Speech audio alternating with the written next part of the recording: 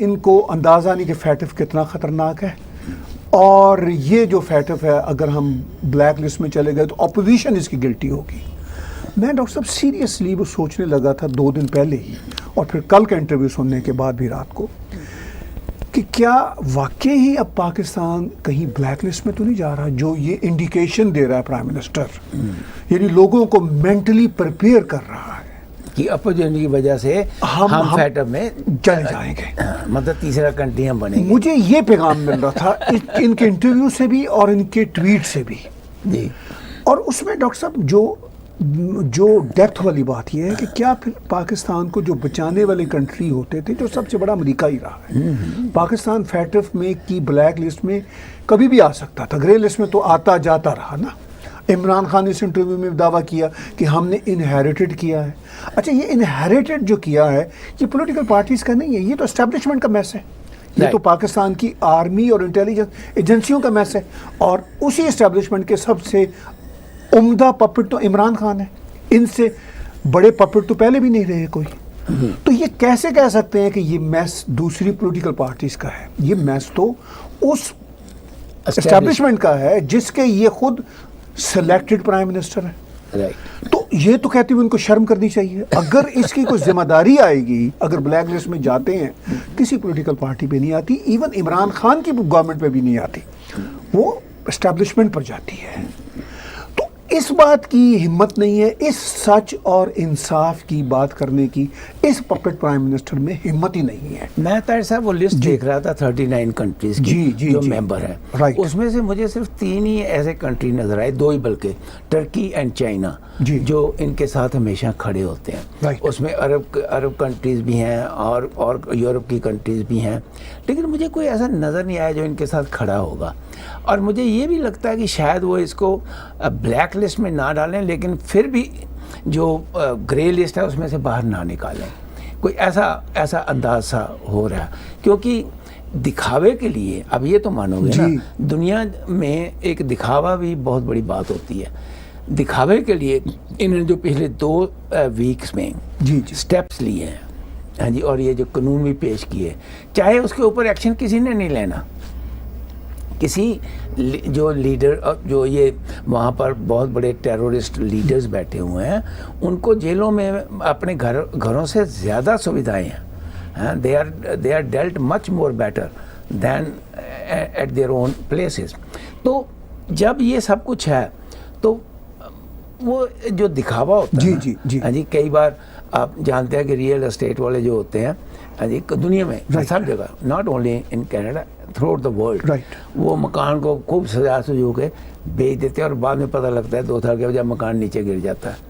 تو ایسے ہی میں سمجھتا ہوں کہ یہ کچھ، آپ کو ایسا نہیں لگتا، ہمارے نا پنجابی میں کہتا ہے لپا چوپ، جی بالکل ٹھیک، بالکل ٹھیک، وہ ڈاکٹر صاحب دیکھیں، بات بڑی سادہ ہے کہ دکھاوے کے لیے یہ کام بڑے لمبے سمے سے کر رہے ہیں، اس بار نہیں صرف ہو رہے ہیں، کئی بار حافظ سعید کو پکڑا چھوڑا، وہ اندر وی آئی پی ٹریٹمنٹ میں جیلوں میں رہتے ہیں، وہ جب باہر نکلتے ہیں تو لیموزینوں میں جا رہے ہوتے ہیں، پھول دنیا ان پر نشاور کر رہی ہوتی ہے، لڈو کھا رہے ہوتے ہیں، تو اس طرح کی سچویشن ہے ان سب ٹیررسٹ کی۔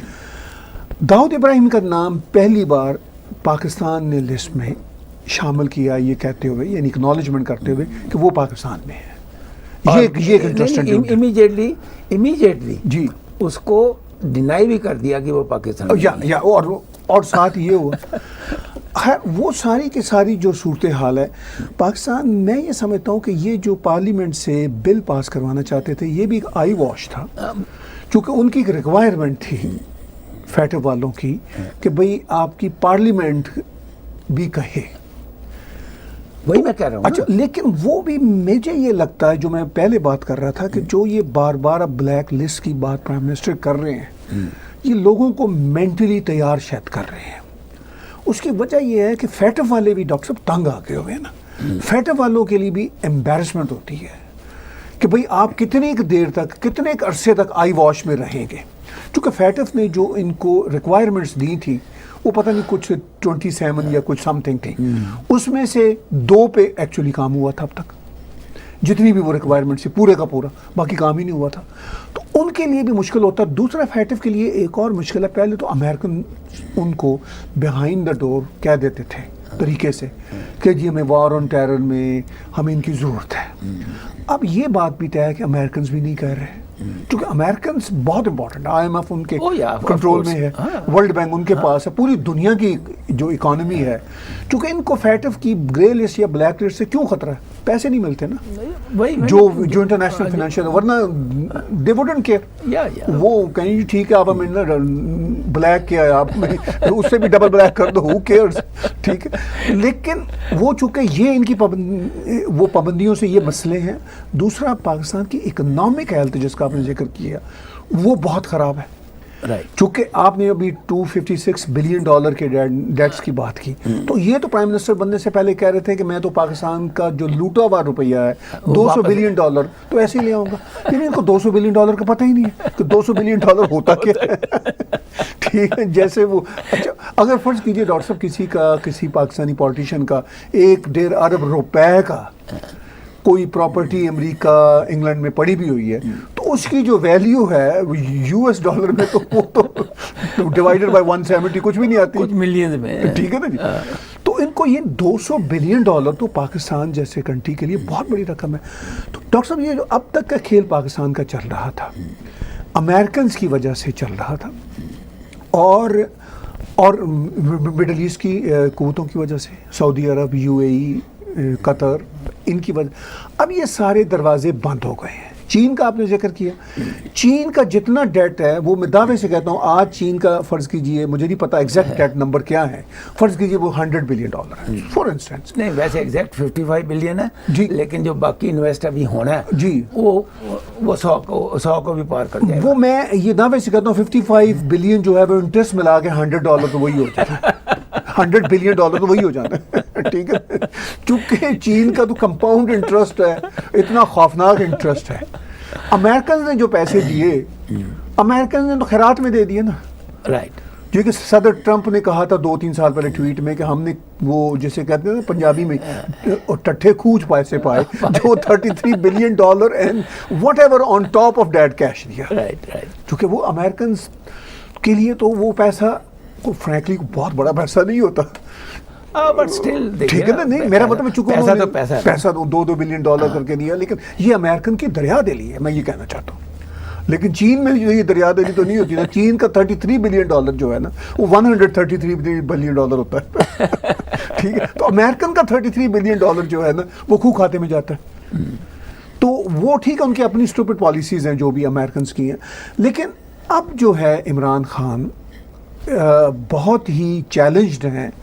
جو سچویشن ہے فیٹف کے حوالے سے، جو پاکستان کی اکنامک سچویشن اس حوالے سے، اور اپنے وہ جو ہوتا ہے ان کی نائیوٹی یا ان کی ایک کنفیوز یا ان کا ایک آئی واش کرنے کا جو ایٹیچیوڈ ہے عمران خان کا، وہ پھر یہ ہوتا ہے کہ ساری ذمہ داری وہ ڈال دیں اپوزیشن پہ. اچھا ایک اور بات، عمران خان نے کل کے انٹرویو میں ہی بار بار کہا جی کہ وہ اپوزیشن کنٹینر پہ چڑھ جاتی ہے. حالانکہ اپوزیشن پریکٹیکل کنٹینر پہ ابھی تک چڑھی نہیں ہے، یہ خود کنٹینر کا پرائم منسٹر ہے. اس کی اپوزیشن ہی ساری کنٹینر کی رہی. تو مجھے حیرت ہوتی ہے کہ اس شخص کو شرم نہیں آتی کہ جو حرکتیں اس نے ساری زندگی کی، اور اپوزیشن جو ایگزیکٹلی کر بھی نہیں پا رہی جو اس نے کیا، اور ان کو یہ وہی الزام دے رہا ہے. ایک طاہر صاحب ایک بات بہت انٹرسٹنگ ہے اس میں سے کہ اب سینٹ اور جو پارلیمنٹ ہے یہ مل کے، ویسے تو میں ٹوٹل جو ہوتی ہے اس کو پارلیمنٹ کہتے ہیں، لیکن سینٹ اینڈ ہاؤس آف مطلب جو ایم پیز کا دونوں جو لوور اپر ہاؤس پارلیمنٹ مل کے پارلیمنٹ بنتی ہے. اب ان کی میٹنگ ہونے جا رہی ہے اگلے ویک. رائٹ. اس میٹنگ میں اگر یہ پاس ہو جاتا ہے تو ایک بہت بڑا ان کو پوائنٹ نہیں مل جاتا، اور چائنا کو بھی اور ٹرکی کو بھی، کہ دیکھیے انہوں نے تو قانون بنا دیا ہے، اور ان کی جو ایک بہت بڑی کنڈیشن ہے کہ پارلیمنٹ پاس کرے وہ ہو گیا. ڈاکٹر صاحب ہو سکتا ہے پارلیمنٹ اگر پاس کر دیتی ہے تو ان کو گرے لسٹ میں رہنے دیا جائے. مجھے اس بات کا کم امکان نظر آتا ہے کہ یہ گرے لسٹ سے باہر نکلیں گے، چونکہ وہ ان کی جو کمپلائنٹس تھے انہوں نے ابھی تک تو اس کا شاید 15% بھی نہیں پورا کیا جو ان کی ریکوائرمنٹ ہے. تو ایک تو یہ چانس ہے، دوسرا یہ بھی ہو سکتا ہے کہ اگر یہ پاس بھی ہو جائے پارلیمنٹ سے، اس کا بھی چانس ہے کہ وہ فیٹف کہے، چونکہ فیٹف پر بہت پریشر ہے انٹرنیشنل اداروں کا، تو فیٹف یہ کہے کہ نہیں جناب آپ بلیک میں جا رہے ہیں، جو یہ ملٹری لوگوں کو تیار کرنے لگے، چونکہ یہ خود ہی اب دنیا کو بتا رہے ہیں کہ حالات کس، جسے کہتے ہیں نا اردو میں ڈینس ورڈ نہج پہ آ گئے ہیں، یعنی حالات کس موڑ پہ آ گئے ہیں، یہ دنیا کو ایک طرح سے پری ایمپٹیو انڈیکیشن دے رہے ہیں۔